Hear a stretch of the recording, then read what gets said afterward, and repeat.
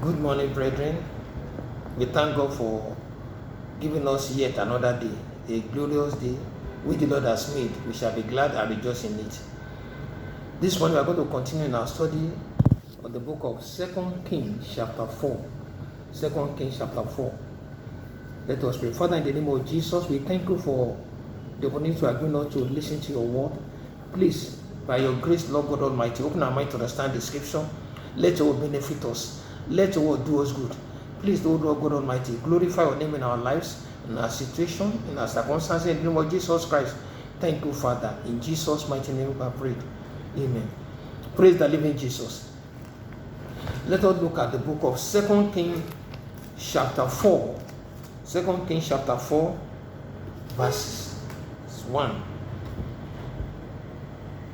Now there cried a certain woman, or the wives or the sons of the prophet, unto Elisha, saying, Thy servant my husband is dead, and thou knowest that thy servant did fear the Lord, and the creditor is come to take unto him my two sons to be bondmen. Praise the living Jesus. Now we have been discussing this Bible passage for the past 3 weeks. Now, by the grace of God, we are going to look at it from another dimension this morning. Like we said, the woman, this widow woman, the husband died. The husband was a prophet. He died, and before his death, he entered into debt with some people. After the death of this man, the creditor came and asked the woman, Madam, we are sorry for the death of your husband, but while your husband was alive, he was owing us. Now that he's dead, we are going to take your two sons into slavery for the settlement of the death of your husband. What a tragedy. This man was faced the challenge of the loss of her husband. Now the creditor now can say, we are going to take your two sons. They want to take away our destiny and our future. Praise the Lord. Two troubles at the same time. Brothers and sisters, in Job chapter 14 verse 1, Job 14:1, the Bible says, man that is born of a woman is of few days and full of trouble. Man that is born of a woman is of few days and full of trouble. Whosoever is born of a woman, the moment you are born of a woman, you are a few days, and all the few days are full of trouble. Why? Because 1,000 years before God is like yesterday. Psalm 90 verse 4. Psalm 90 verse 4. 1,000 years is like yesterday. 2 Peter chapter 3 verse 8. 1,000 years like a day before God, and a day is like 1,000 years. So that's a man that is born of a woman, so few days and full of trouble. Praise the living Jesus. Now, Job chapter 5 verses and 7. That's a man is born into trouble. Look at this woman. She lost her husband. She's about to lose her two sons too. Meanwhile, before she got married, her prayer point then, her challenge, the only trouble she had then was how to get a husband. Oluwa, give me a husband. Give me a husband. The husband appeared. Oh, what a wonderful. That was testimony. That was celebration. Then after that, she started praying, fruit of the womb. God, give me fruit of the womb. God gave her a son. Now, by the time she became pregnant, she just started praying again. The prayer point changed. The prayer point changed. Oluwa, safe delivery. For 9 months, Oluwa, let me deliver safely. She delivered safely for the first month. There was celebration. Testimony. Second son came too. For 9 months, she started praying again. Oluwa, safe delivery. God gave her two sons. Oh, what a wonderful family.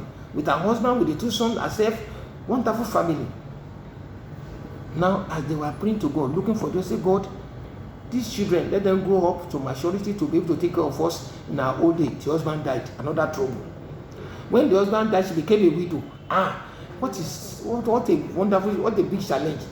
As she was thinking of how to take care of these children, the creditor came also and said, Madam, we are taking your two children to save you. Man that is born of a woman is of few days and full of trouble. Trouble. When you solve one trouble, one problem, when a particular trouble becomes a testimony, another trouble appears. Till you die, you can't stop having trouble.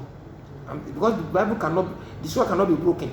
Man that's born of a woman is of few days and full of trouble. But Job 14:1 says, let not your heart be troubled. Ye believe in God, believe also in me. Jesus is speaking.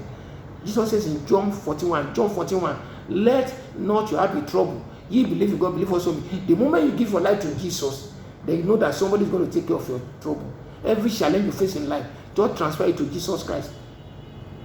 Because in John 14, 27, John 14, verse 27. Say, my peace I give unto you. Say, peace I live with you, my peace I give unto you.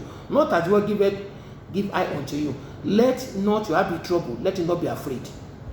Praise the Lord. The moment you are born again, the moment you accept Jesus as your Lord and Master, His word is yea and amen. Say, let not your heart be troubled. Ye believe in God, believe also in me. Now, if you look at Luke chapter 21, Luke chapter 21 verse 13, Luke 21 verse 13, Luke 21 verse 13, Jesus says, and it shall turn to you for a testimony.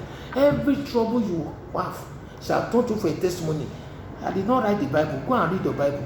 Luke 21 verse 13, Jesus himself said, it shall turn to you for a testimony. Look at that woman. The critical came. They said, we are taking your 2 sons into slavery. What a big trouble. She lost her husband. She was about to lose her 2 sons. But God turned it to testimony for her. Because the next time the critical came, she paid all the debt. She still lived in abundance. I don't know the kind of trouble or challenge you have in life, sir.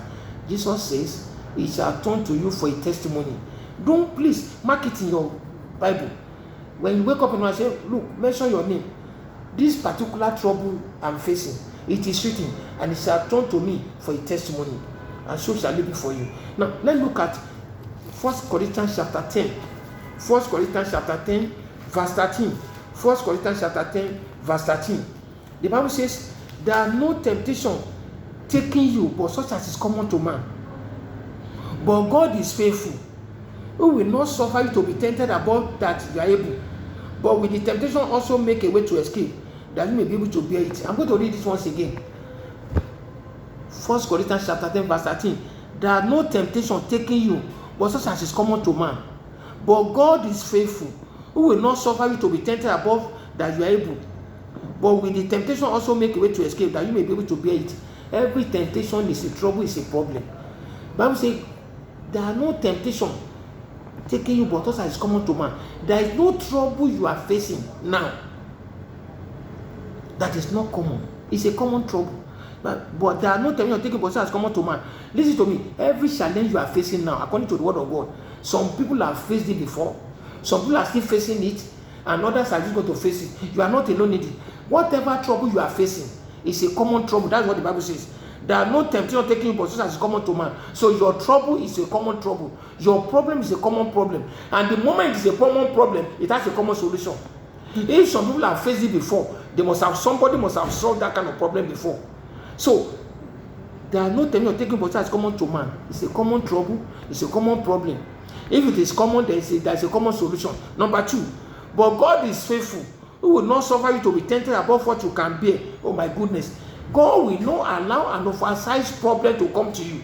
God is faithful, who will not suffer you to be tempted above what you can bear. So for any problem to come to your life as a child of God, God knows that you are able to bear it. That is why God allow it. Because He is faithful. He will not allow an oversized problem to come to you. So brothers and sisters, I have good news for you. Every trouble you face in life is your size. Your problem is your size. Because God will not allow an oversized problem to come to you. And He now says, but with the temptation also make a way to escape, that you may be able to bear it. So even with the problem, apart from the fact that it is your size, God has also provided a way of escape. Like the widow woman, inside her house there was a jar of oil. The solution to her problem was living with her day and night. And the moment she discovered it, she paid her debt and started living in abundance. Brothers and sisters, God is faithful, who will not allow you to be tempted above what you can bear. And with the same temptation will make a way of escape. For every challenge you have, sir, there is a way of escape. How do you discover the way of escape? Number 1, give your life to Jesus. Because He says, let not you have a trouble. John 14:1. You believe in God, believe also in me. Number 2, study the word of God. His word is here, amen. Jeremiah 33 verse 3. One of the way of escape. Jeremiah 33 verse 3. Say, call unto me, and I will answer you, and I will show you great and mighty that thou knowest not. Call unto me, and I will answer you, and I will show you great and mighty that thou knowest not. Psalm 50 verse 15. Call unto me in the day of trouble. I will deliver you, and you glorify me. God cannot lie. But God is not a man that should lie. Nor the son of man that should repent. Whatever shall come to pass. Call unto me in the day of trouble. I will deliver you, and you glorify me. That is the way of escape.